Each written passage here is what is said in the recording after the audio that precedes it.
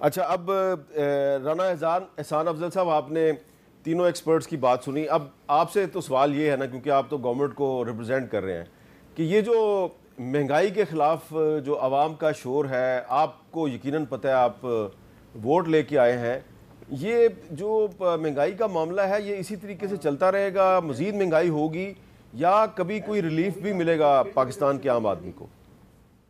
बिस्मिल्लाहिर्रहमानिर्रहीम। बहुत शुक्रिया हामिद साहब।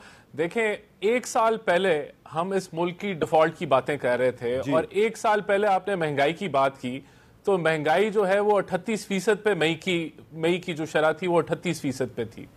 और इस साल आपने जो मई जून जो क्लोज किया है वो 12.6% पे किया है। और जो आपकी फूड इन्फ्लेशन थी, यानी कि खाने पीने की अशिया की जो इन्फ्लेशन होती है, वो 2.6% पे आपने क्लोज किया है। तो ये आपको बता रहा है कि महंगाई जो है उसमें कमी हुई है। और उसकी मेजर वजह देखें, अगर मैं समझता हूं दुनिया में भी कमोडिटी प्राइसेस कम हुई होंगी, लेकिन सबसे बड़ी बात यह कि रुपया मुस्तहकम हो गया है।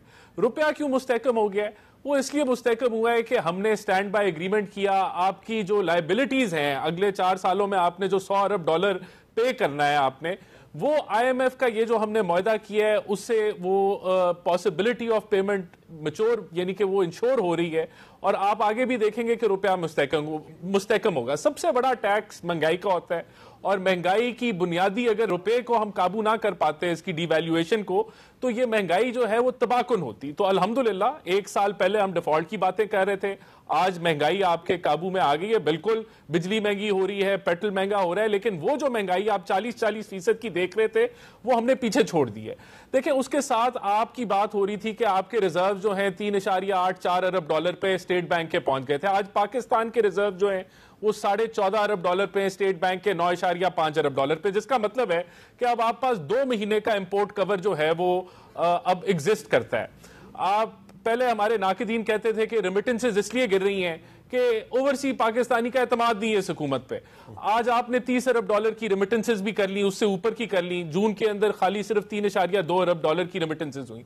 तो इसका मतलब है कि आप स्टेबलाइजेशन की तरफ बढ़ रहे हैं। स्टेबलाइजेशन अचीव करने के लिए, और ये जो बजट है देखें, इसके 2 मेन जोज हैं। एक तो मैंने आपको $100 अरब की जो हमने अदायगी करनी है उसकी इंश्योरिटी, यानी कि आपके एक्सटर्नल मैक्रो इकोनॉमिक स्टेबिलिटी, और फिर आपका फिस्कल डिसिप्लिन, यानी कि पिछले साल भी हमने जो है वो प्राइमरी सरप्लस किया, जिसका मतलब है कि अगर आप सूद की कीमत बाहर निकाल दें तो आपका जो आमदन है वो आपके अखराजात से ज्यादा है, यानी कि सरप्लस है। और इस साल भी हम एक प्राइमरी सरप्लस करने जा रहे हैं, जिसका मतलब है कि आप फिस्कल डिसिप्लिन की तरफ बढ़ रहे हैं। अब ये कहना कि हम कोई रिफॉर्म्स नहीं कर रहे, या वो बिल्कुल, मैं तो इसको रिजेक्ट करूंगा। देखें, प्राइवेटाइजेशन का अमल स्टार्ट हो चुका है। अभी PIA को अगर आप देख लें तो उसकी बायर साइड ड्यू डिलिजेंस हो रही है, और जैसे ही वो खत्म होगी तो हम बिडिंग प्रोसेस में चले जाएंगे, जिसका मतलब है कि जो 76 सालों में काम नहीं हो सका, जो 825 अरब का खसारा PIA ने किया, उसको हम फुल स्टॉप लगाने जा रहे हैं। और वो जो खसारा है वो एक आम आदमी की जेब पे उसका भार पड़ता है। तो अल्हम्दुलिल्लाह प्राइवेटाइजेशन का अमल जारी है। इसके बाद एयरपोर्ट है, उसके बाद एक तवील लिस्ट है। पावर सेक्टर की बात हुई, देखें शहबाज राना साहब ने ठीक कहा कि आपका जो है सर्कुलर डेट बड़ा नहीं, कम नहीं हुआ, लेकिन उनको यह तो बताना चाहिए कि पहले ये 3.5 सालों में 1.5 गुना बढ़ गया था।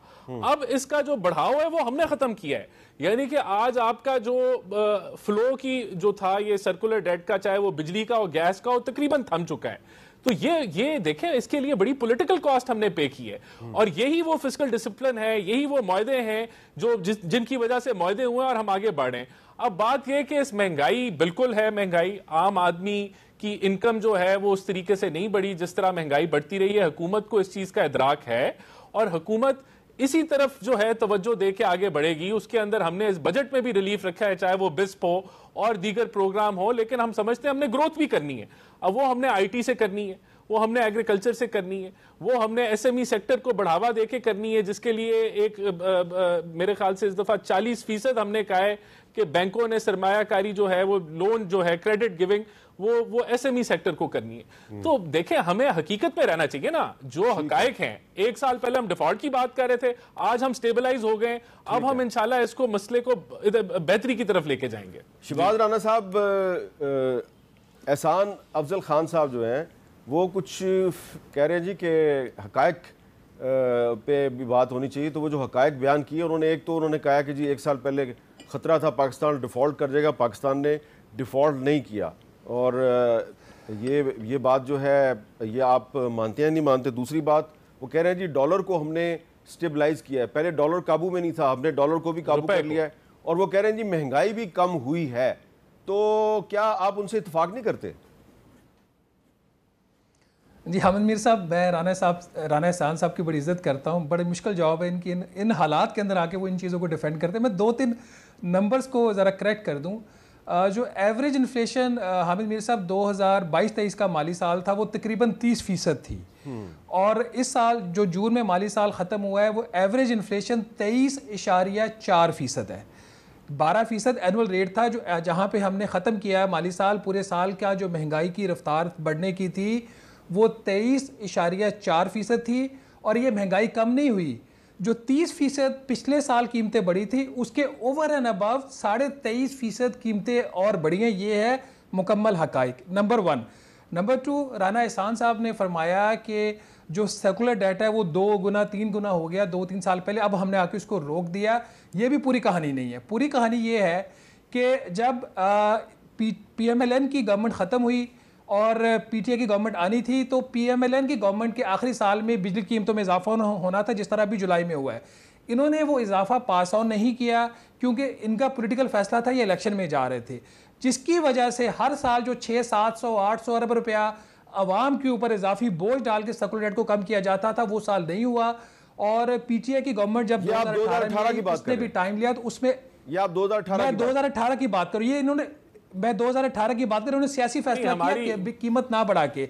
फास्ट फॉरवर्ड आज की डेट की बात कर लेते हैं। हामिद मीर साहब, जून जुलाई 2022 बिजली की कीमतों में 7 रुपए 91 पैसे ये कहकर इजाफा किया गया कि सर्कुलर डेट में 1 रुपए का भी इजाफा नहीं होगा। फिर ये PDM की गवर्नमेंट थी, जुलाई 2023 में यह कह के सर्कुलर डेट इसकी बिजली की कीमतों में तकरीबन 8 रुपए इजाफा किया गया फी यूनिट कि सर्कुलर डेट में 1 भी रुपए का इजाफा नहीं होगा। इनका अपना हदफ था 2310 अरब रुपए का सर्कुलर डेट को रखने का। खुद राना एहसान साहब की मौजूदगी में जो एक ब्रीफिंग दिया पावर डिवीजन ने प्राइम मिनिस्टर को, उनके मुताबिक ये नंबर मई 2024 तक पहले ही 2655 अरब रुपया हो चुका है। ठीक है, इन्होंने जो जीरो करना था सर्कुलर डेट को, उसमें बावजूद 8 रुपए फी यूनिट इजाफे के 345 अरब रुपए का इजाफा सिर्फ 11 माह में यही हुकूमत कर चुकी है राना एहसान साहब की। अब थोड़ा सा अगर इसको लेके आगे बढ़े, देखिए ये बातें करना बहुत आसान है नहीं, लेकिन एक सवाल है, आज तक एक सवाल है शहबाज राना साहब, क्या ये उनका कहना दुरुस्त नहीं है कि डॉलर की कीमत जो है उसको उन्होंने काबू किया हुआ है?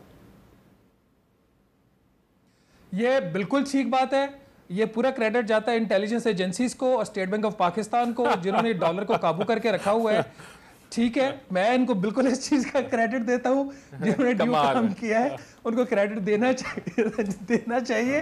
देखिए, अच्छा एक बड़ा इंटरेस्टिंग चीज हामिद मीर साहब राना साहब से पूछिएगा कि अगर डॉलर आपका स्टेबल है, जो कि है, इनके बकौल है, लेकिन फिर भी जो नंबर आया उसमें रुपए की कदर में एवरेज देखा जाए, अच्छी बात नहीं जब जून 2 ये अच्छी बात नहीं है कि अगर किसी नहीं वो अच्छी बात, उसको क्रेडिट देते, बिल्कुल अच्छी बात है, लेकिन उसके बावजूद ब्लैक मार्केट में जो डॉलर को लोग ब्लैक में फरोख्त करते हैं, अगर किसी इंटेलिजेंस एजेंसी ने उनको काबू किया हुआ तो ये अच्छी बात नहीं है।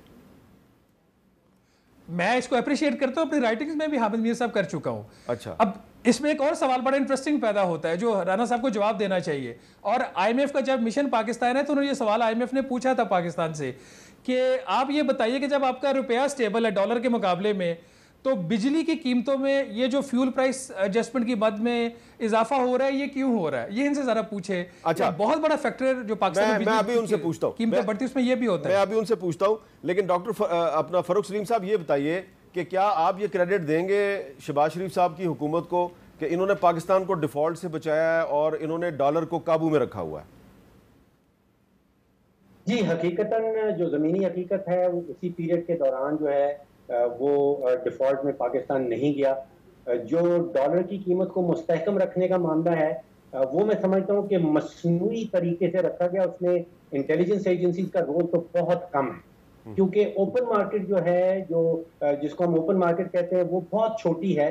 जो असल मार्केट है वो इंटरबैंक मार्केट है, लगभग 80 से 90 अरब डॉलर की सालाना मार्केट है। और असल रुपए को कंट्रोल करना वो ऑफिशियल मार्केट में कंट्रोल करना होता है। इंटेलिजेंस एजेंसी अगर कोई रोल प्ले कर सकती हैं तो वो सिर्फ ओपन मार्केट में, जिसको हम ब्लैक मार्केट भी कहते हैं, उसमें शायद उनका कुछ रोल हो, लेकिन वो बहुत छोटी मार्केट है। जो मसनूई तरीक़ाकार इस्तेमाल किया गया वो ये है कि बैंकों को ये वाज़े तौर पे हुक्म दे दिया गया था कि जितने आपके पास एक्सपोर्ट की प्रोसीड आएंगी, जितनी आपके पास रेमिटेंसेज आएंगी, उससे ज्यादा आप इंपोर्ट के एलसीज नहीं खोल सकते।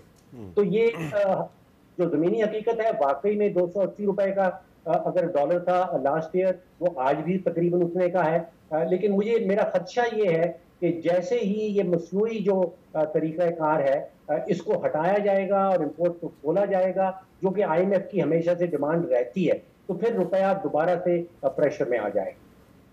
अच्छा, आपका क्या ख्याल है इसके बारे में डॉक्टर आबिद साहब? मैं काफ़ी हद तक डॉक्टर फ़ारूक सलीम साहब से मुत्तफ़िक हूँ, लेकिन इसमें एक जो तीसरा फैक्टर है वो है जो एक पैनिक बाइंग डॉलर की शुरू होती थी, कम से कम उसको इस वक्त रोका गया है। स्मगलिंग और पैनिक बाइंग, ये डॉलर की कीमत जो है, जब आप सुबह उठे और अखबार में पढ़ें कि जी रुपया आज 5 रुपये गिर गया, 10 रुपये गिर गया, तो हर किसी के पास, जिसके पास थोड़ी सी भी इस्तात है, वो भागता है कि अच्छा जाकर डॉलर ले लिए जाए। और डिमांड बढ़ती है, सप्लाई चूँकि कम होती है, तो एक पैनिक बाइंग का सर्कल स्टार्ट होता है। एक तो पिछले 1 साल में वो पैनिक बाइंग जो है वो रुकी हुई है। सेकंड जो है वो जो एक स्मगलिंग का बड़ा मेजर फैक्टर था, उस स्मगलिंग के फैक्टर को रोका गया है और उसकी वजह से भी रुपया मुस्तहकम हुआ है। लेकिन जिस चीज़ की तरफ फ़ारूक सलीम साहब ने इशारा किया, उस पर यकीनन स्टेट बैंक को और स्टेक होल्डर्स को सोचना चाहिए। अगर एलसीज जो है वो नहीं खुलेंगी IMF के प्रोग्राम में आने के बाद, एक तो मुझे उम्मीद है कि ये खुल जाएंगी, लेकिन इस वक्त एक्सपोर्टर जो हैं वो अपनी एक्सपोर्ट प्रोसीड पूरी पाकिस्तान में नहीं लेके आ रहे इस वक्त। एक तो और उनको शिकायत है कि एक्सपोर्ट पे कोई टैक्स भी लग गया। हाँ, और एक तो टैक्सेशन की वजह से, दूसरा इसी खदशे की वजह से कि रॉ मटेरियल मंगवाने के लिए बाद में जब LC खोलने की ज़रूरत हो तो पता नहीं LC खुलेगी कि नहीं, तो उन्होंने अपने अकाउंट्स जो हैं वो थर्ड कंट्रीज़ में, मेनली दुबई और इस्तांबुल में, टर्की में उन्होंने रखने शुरू कर दिए हैं। तो वहाँ पे भी हमें देखना होगा कि क्या हमारी जो टैक्सेशन पॉलिसी है उसकी वजह से हमारे जो फ्री लॉन्सर्स थे और हमारे जो एक्सपोर्टर्स थे, जो एक्सपोर्ट वो डॉलर पाकिस्तान में लेके आ सकते थे, अब वो डाइवर्ट हो रहे हैं। तो उसके लिए क्या पॉलिसी जो है वो अख्तियार करेंगे ताकि ये फ़्लो जो है इसका सिलसिला मुस्तहकम रहे।